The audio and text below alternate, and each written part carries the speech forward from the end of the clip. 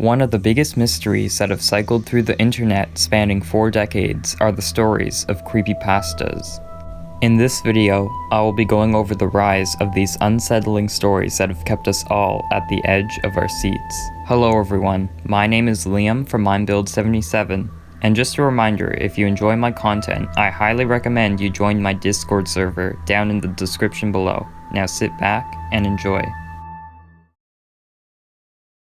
Now this video will be focusing on the evolution and rise of creepypastas, and as such, creepypastas were introduced to the internet during the 1990s, starting at that time with the recent trend of chainmail letters. Chainmail letters are messages sent by a huge number of people, asking for each recipient to forward them to as many people as they can. While some of them can be amusing and sent for fun by the original sender, others can carry hidden threats to your internet security, including viruses. And these messages usually also carry a creepy fictional story with them, and that's how creepypastas first started. However, there's a lot more to be said here about this inception before we move on. Although the exact origins of creepypastas are unknown, early creepypastas from this time period were usually written anonymously and routinely reposted, meaning the people who created the first creepypastas were anonymous. Also, the exact word creepypasta means copy-paster, so we don't know the exact origin, all this making the history of the genre difficult to determine. Yet Jessica Roy, writing for Time, argued that creepypastas emerged in the 1990s when the text of chain emails were reposted to the internet forums and unsent groups. Aja Romano, writing for the Daily Dot, stated that Ted the Caver was arguably the earliest example of creepypasta. The story, posted on Angel Fire in 2001, was written in the first person from the perspective of Ted as he and several friends explored an increasingly frightening cave system. Many of the earliest creepypastas consisted of rituals and urban legends, such as Polybolus and Bunny Man. Darcy Nadel, writing for Turbo News, argued that these early creepypastas had to be somewhat believable and realistic to be reposted. Many of the earliest creepypastas were created on the X board of 4chan, which focused on the paranormal. Despite what I was saying before, it is arguable that creepypastas started during the 1990s, as there is no clear information of a creepypasta before 2001. The 2000s time period was the time when these horror stories would get rooted into popular culture, and this would eventually lead into the floodgate of creepypastas from back then to the present, with the first ever recorded creepypasta being Ted the Caver. Ted the Caver, the first ever creepypasta made, was posted on a website called Angel Fire on March 23, 2001.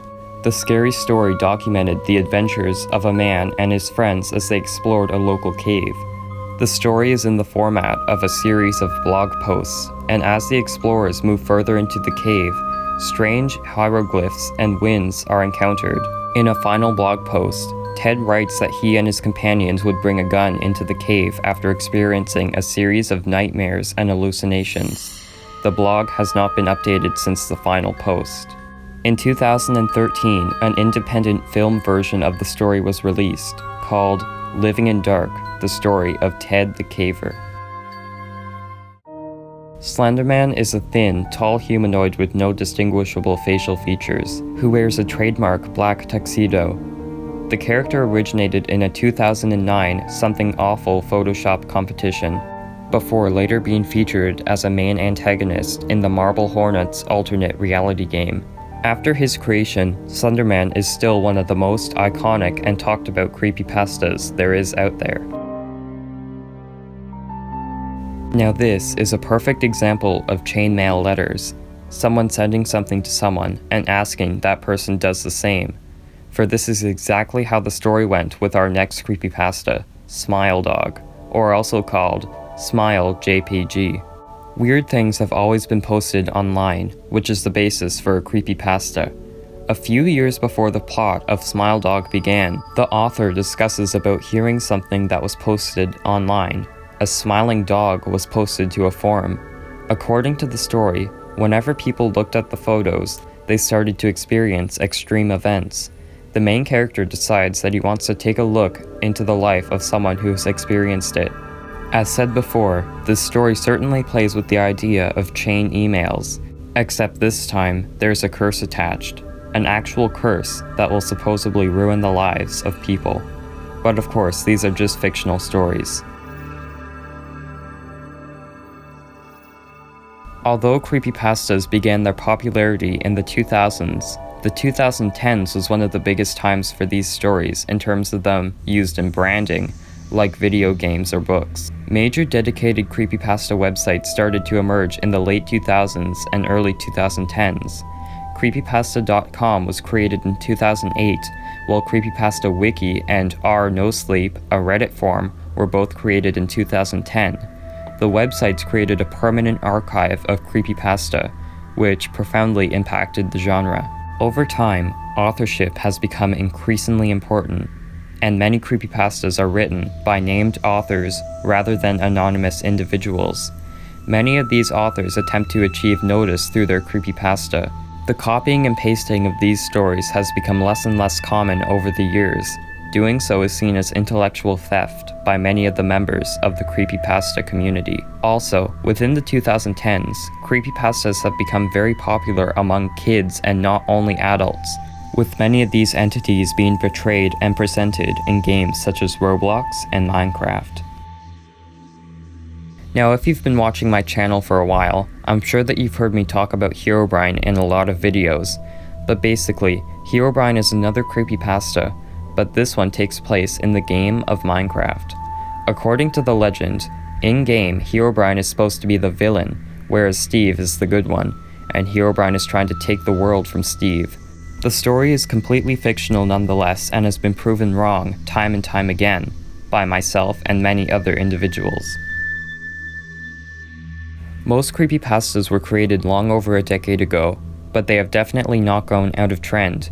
It seems as though they're getting more and more talked about. However, I find that the concern is that young children are more and more seeing things like this in supposed kid-friendly video games, and there have been a lot of problems with that over the past few years. I think you all know what I'm talking about here. But it appears as though this internet genre will never die down, which is probably due to the fact that anyone can create a creepy story like this and share it online. We will just have to wait and see what the future of creepypastas is, and see what other crazy ideas people come up with. There are many creepypastas that I didn't go over in this video, such as Jeff the Killer and the Russian sleep experiment. However, lots of creepypastas are about events and topics long before the 90s, so it's unclear when people actually started talking about them as creepypastas. I hope that you guys all enjoyed this video, and I'll talk to you all in a bit.